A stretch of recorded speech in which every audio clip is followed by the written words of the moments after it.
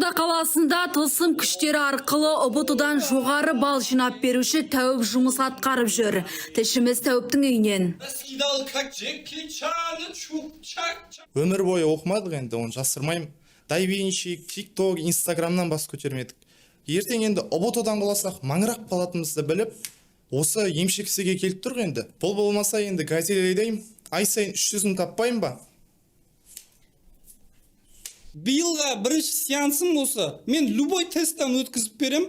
ЕНТ-ның тесті, права тапсыратын тест, сосын алка тест, тест на беременность, сосын орыс қызға үйленгендер бар ғой, солардың қайнатасы бар ғой, тест дейді ғой, одан да өткізіп берем. Мягкий знак ешқандай проблема емес маған. Көбіне ЕНТ-дан өткісі келетіндер келеді. Маған ми алаңыз ештеңе қақпай қалғандар бар ғой, мәгәстар, михоқтар, сондайлар келеді. Ал миының шамалы қыртысы бар, дұрыстау жерге берсең адам болып кетеді ау деген балдарды осы Қазақстанда онлайн ЕНТ-ға үйрететін жер бар. FM онлайн ұбыты деген жер. Сойқа жіберем, методикасы Қазақстан бойынша ең үздік деп танылған. Сосын маған қарағанда әйтеуір грантқа түсуге 94% гарантия берудалар бар емес пе? Сосын осы курсты оқып, ең жоғары бал алған балдарға, ЕНТ-дан балаға Hyundai Elantra деген машина подарок етеді. Ал мыналар сол газелейдейін деп кезінде бәрін тастап кеткен балдар ғой.